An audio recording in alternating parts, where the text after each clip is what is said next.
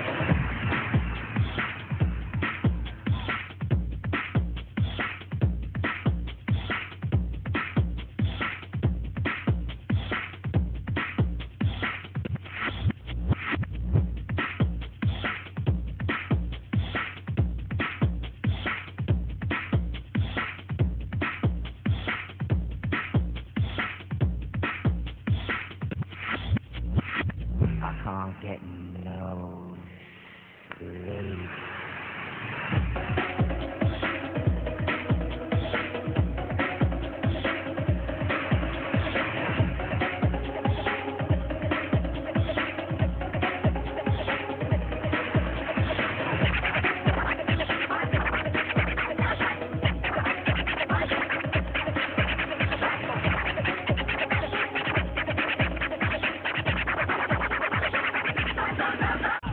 Can't get no relief.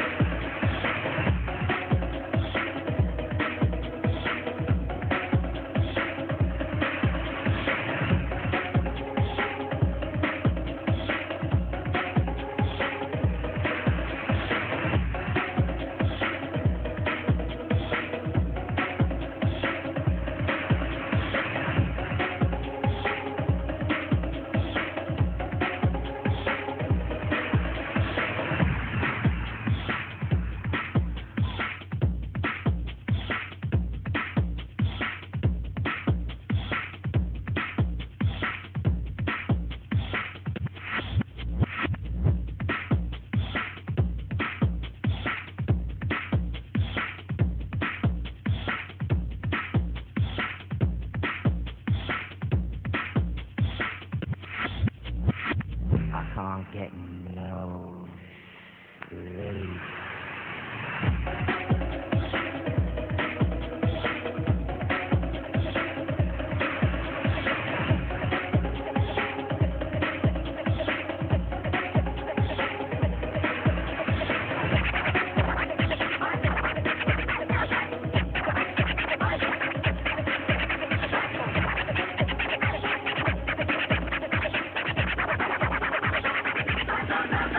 I can't get no relief.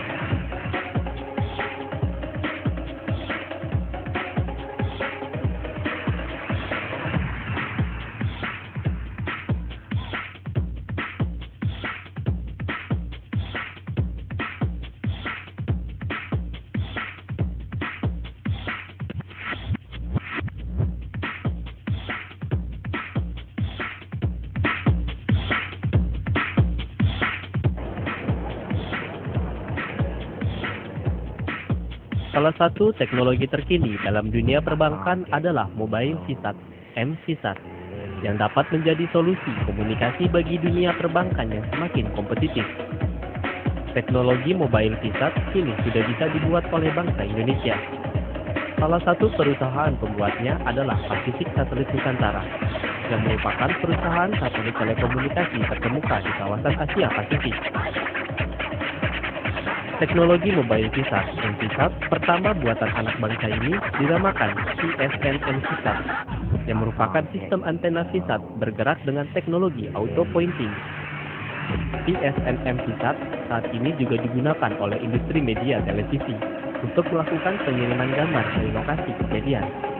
Produk dalam negeri ini berbeda dengan pesaing yang ada, karena memiliki fitur yang bisa memudahkan penggunanya, yang tidak memiliki pengetahuan teknis satelit sama sekali.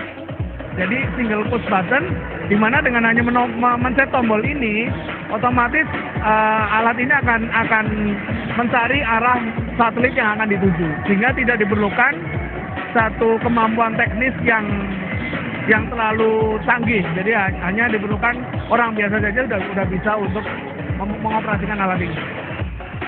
Dukungan dari berbagai pihak diperlukan, terutama pemerintah dalam mengembangkan inovasi teknologi, guna mendukung kesiapan dunia perbankan nasional dalam menghadapi serbuan perbankan asing. Daisy, Gunawan Wisono, Kantor Berita Indonesia, mewakilkan.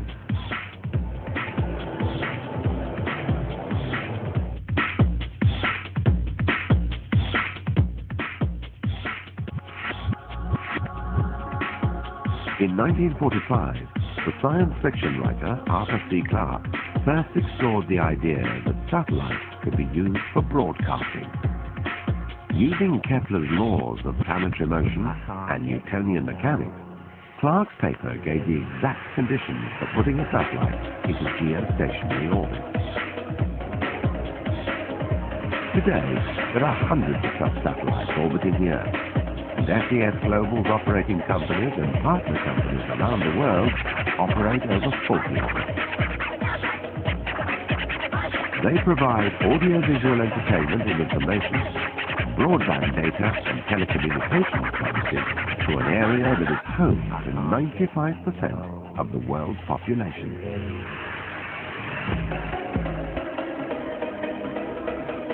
So how does the geostationary orbit work? A body of any sort orbiting the Earth, one such as our Moon, for example, stays in permanent orbit when the gravitational forces attracting it to the planet are balanced by the centrifugal forces generated by its speed of travel around the Earth that tend to send it flying outwards. The speed at which a satellite needs to travel for these forces to be in balance depends on its distance from the planet. Near the Earth, where the gravitational attraction is greater, its speed would have to be very high, and anyone wanting to receive signals from the satellite might only be able to do so for a couple of minutes at a time. In the same orbit as our Moon, they'd be able to see the satellite for about 10 hours a day. But in either case, they would need a reception dish which constantly tracks the moving satellite across the sky. But at 36,000 kilometers above the equator, about 1/10 of the way to the Moon, and at a speed of 13,000 kilometers an hour, the satellite will stay in orbit at the same point or orbital position over the Earth as it rotates. And that means that viewers on the ground can pick up signals 24 hours a day, 365 days a year from a fixed reception dish. An orbital position is actually a box about 150 kilometers each side in which the satellites are parked. In addition to the major forces that keep the satellites in orbit, they're subject to other forces too. They're affected by the gravitational pull of the Moon and the planets, and by distortions in the Earth's gravitational field. Mountain ranges such as the Himalayas can pull them off course. On the ground, at control centers located around the world, huge parabolic antennae track each spacecraft. The control centers receive a constant flow of information from each satellite, telling them their precise locations at all times and the exact status of the onboard system, which are exposed to the harsh environment of space. Highly skilled engineers control their fleets in space, monitoring flight dynamics and carrying out precision maneuvers. By remote control, the onboard thrusters are fired from time to time to ensure that the satellites remain in their geostationary position, thus maintaining the highest quality of program transmission 24 hours a day, 365 days a year. Satellite operations become even more complex and challenging where several satellites are co-located at the same orbital position. This is the case in Europe, for instance, at SES Astra's orbital positions of 19.2 and 28.2 degrees east. The co-located satellites are constantly monitored and controlled to synchronize their flight from the Astra Satellite Control Center at Chateau de Bestor in Luxembourg. Co-locating satellites means that Astra can supply many more channels and services from an orbital position that could ever be carried on a single satellite. It also means that the system has built-in backup and reserve capacity should one satellite or part of a satellite fail. The lifetime of a satellite in space is mainly determined by the amount of fuel it carries for these station-keeping maneuvers. And the SES global companies around the world have an outstanding track record of successful satellite management. Through careful planning and efficient use of that fuel, the engineers maximize the lifetime of our satellites, while at the same time guaranteeing an unrivaled 99.99% network availability for our clients.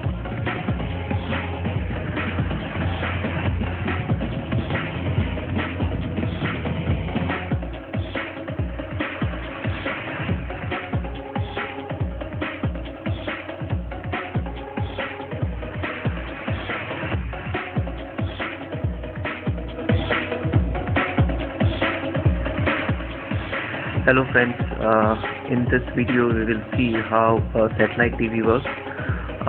In this video I'll use the example of Indian satellite TV provider, that is Tata Sky, but then this applies equally to all the other service providers because the principle underneath is still the same. Okay, the diagrams I've taken are from howstuffworks.com. In this diagram, what you see is all the major components which are involved in getting you the satellite TV signals. You see the programming source, the broadcast center for your DBS provider, the actual satellite, your dish antenna, and the receiver or the set-top box. Okay. Now the first one is your programming source. This programming source are the broadcast companies which actually provide the content. Okay, they may provide this content to your satellite TV service provider, that is Tata Sky, via their own satellite or via cable or any other means. So that is the reason why you see another small satellite here. That satellite belongs to the programming source, and so your main service provider, that is the satellite TV service provider, that is the Tata Sky in this case, will have its broadcasting center in the country. So for Tata Sky, I think it is in Delhi. So this broadcast center will collect signals from different programming sources, say HBO, ESPN or any other channel, okay, accumulate it, okay, and then send the signals over to the satellite. Okay, so the second component here is the broadcast center of your DBS provider, that is Tata Sky in this case, and what that does is it accumulates all the signals. Okay, it takes them together and compresses it. Okay, the first thing it does, it compresses it using MPEG-2 technology. So using that, the size of the signal gets reduced as much as 60%.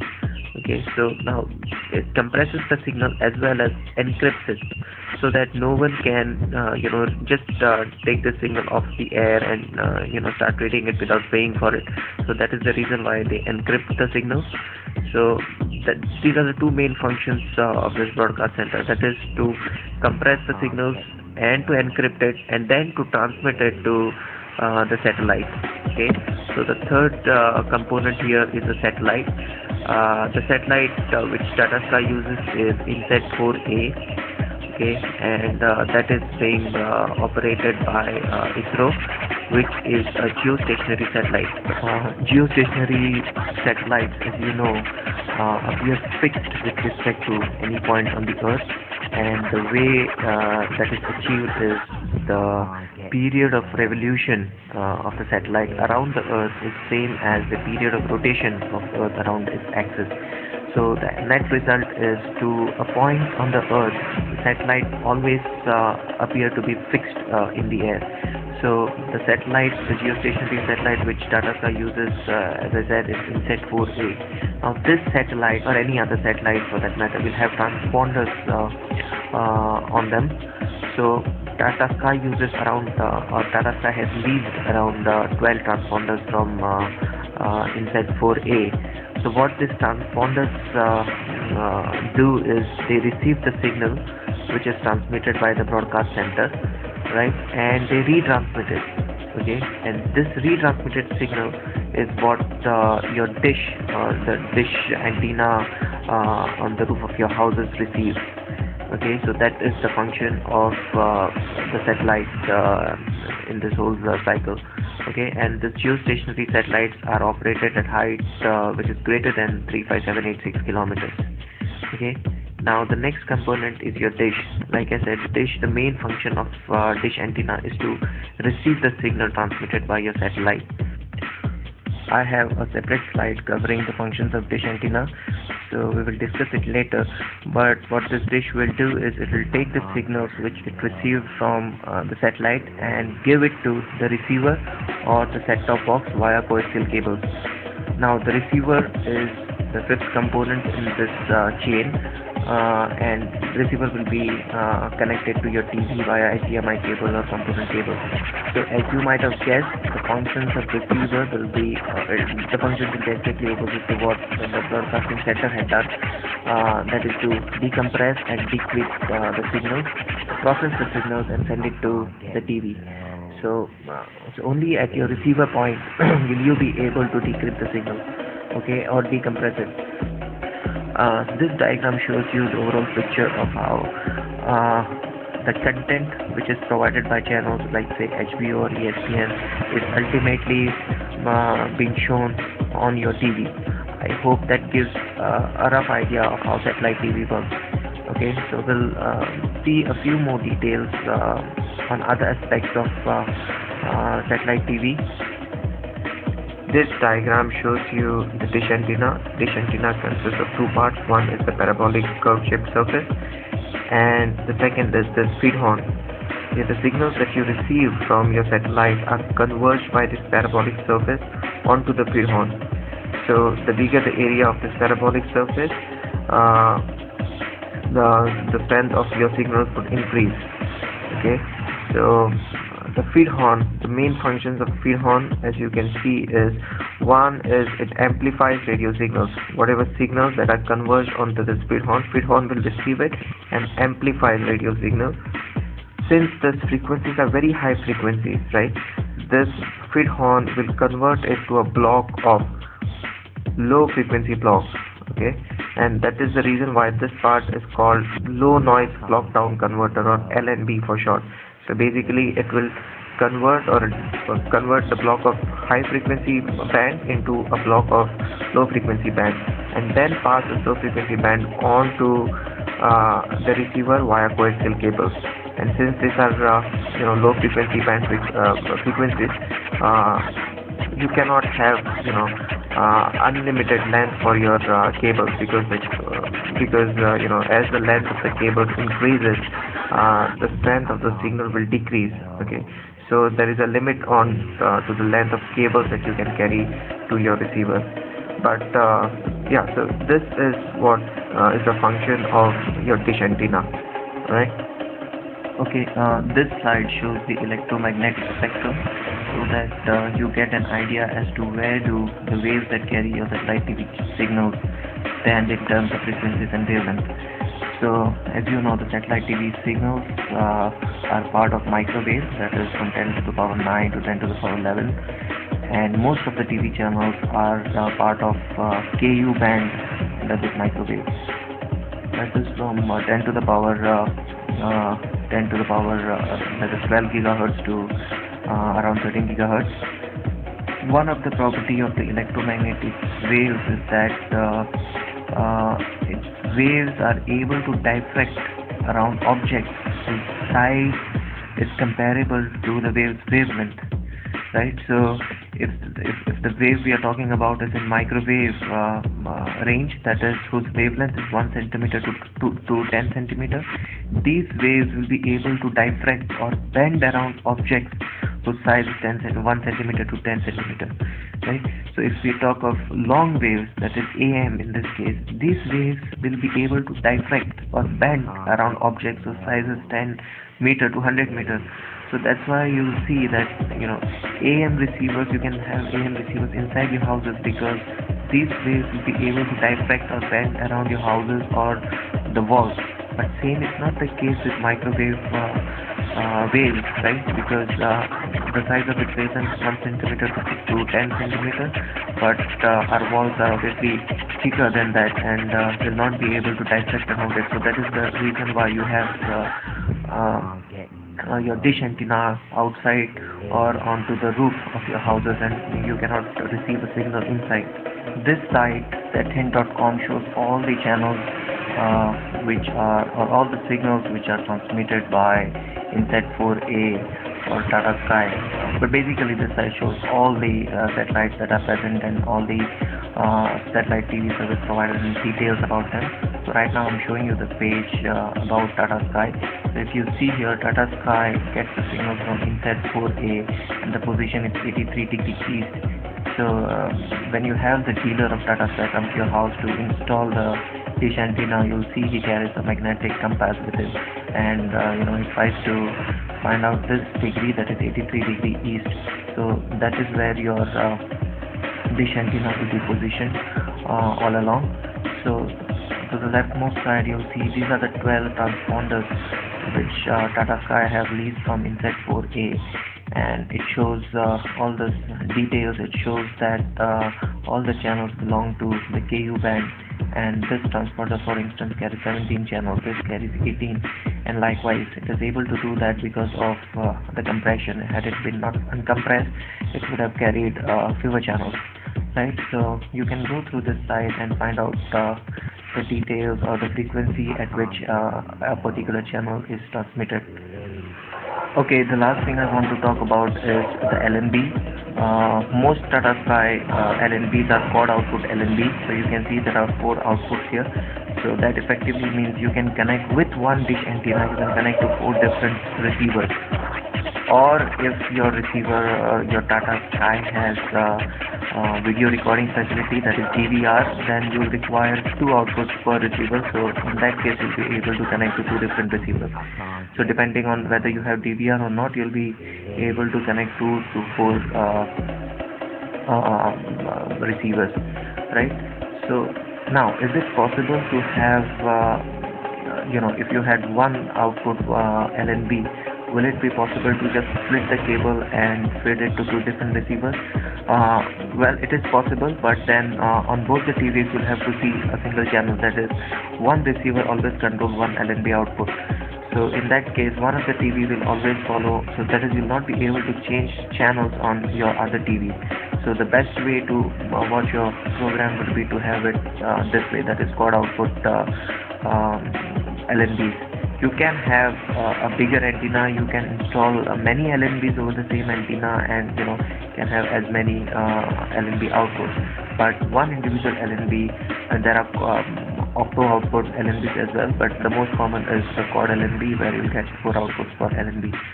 Okay friends, so that's all I had for this presentation. Thank you, and like this video if you found it likable. Thanks, bye.